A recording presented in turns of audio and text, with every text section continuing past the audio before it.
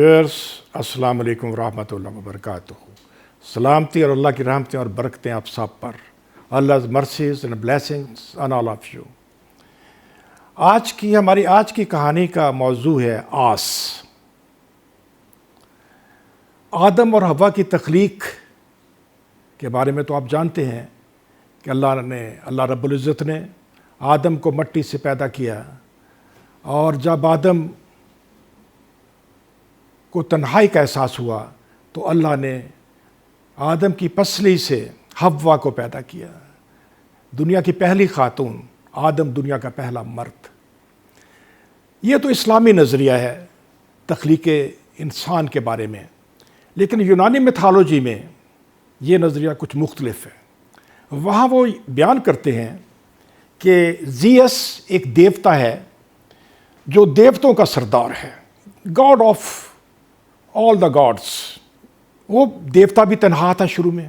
جب اس کو تنہائی محسوس ہوئی تو فیصلہ ہوا کہ اس کے لیے ایک مصنوعی عورت تیار کر دی جائے، آرٹیفیشل، جس کے اندر کسی بھی عورت کی تمام خوبیاں، تمام جو بہترین کوالٹیز ہیں، اس کو ایک جگہ جمع کر دیا جائے.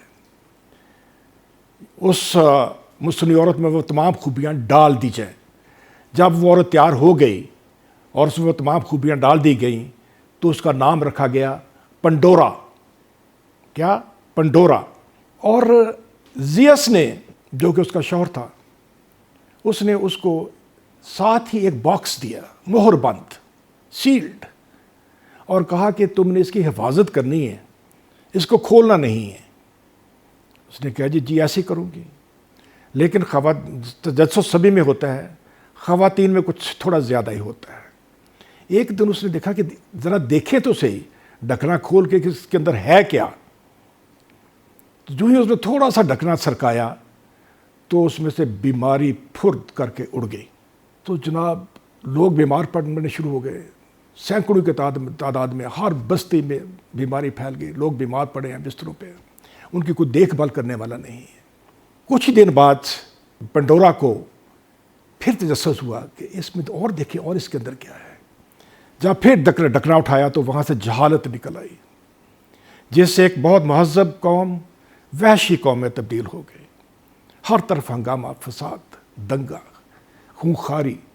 پھر کچھ وقت گزرا تو بی کو پھر سے تجسس ہوا کہ میں دیکھوں کہ اس میں کچھ بچا بھی ہے یا نہیں. جب اس کا ڈھکنا ہٹایا تو اس میں سے بھوک نکلی. جب بھوک نکلی تو دنیا میں قحط پڑ گیا. آخر میں جب اس کا تجسس ختم ہوا ہی نہیں ہے، وہ چلتا رہا، تو جب اس نے پھر اس کا ڈھکنا اٹھایا تو اس میں دو چیزیں تھیں، فساد اور امید. فساد اڑ گیا، فساد باہر نکل آیا، اور تمام بستیاں میدان جنگ کا نقشہ پیش کرنے لگی. زیس بھی پریشان تھا اور پینڈورا بھی پریشان تھی. وہ سب دیکھ رہا تھا زیس. اس نے کہا کہ اب اس کے اندر کیا ہے؟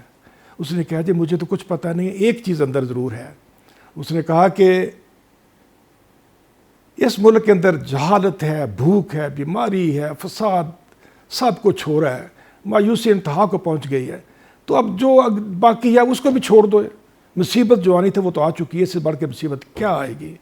تو جب اس نے ڈھکنا ہٹایا تو اس کے اندر سے نکلی آس.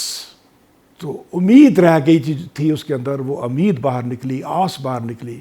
جو ہی آس باہر نکلی تو خلق خدا پرسکون ہو گئی. سب کو ایک سہارا سا مل گیا اور امید بند گئی کہ یہ سب مصیبتیں تو عارضی ہیں، انشاءاللہ سب کچھ ٹھیک ہو جائے گا. اور عزیزو دوستو، دنیا امید پر قائم ہے، نا امیدی گناہ ہے.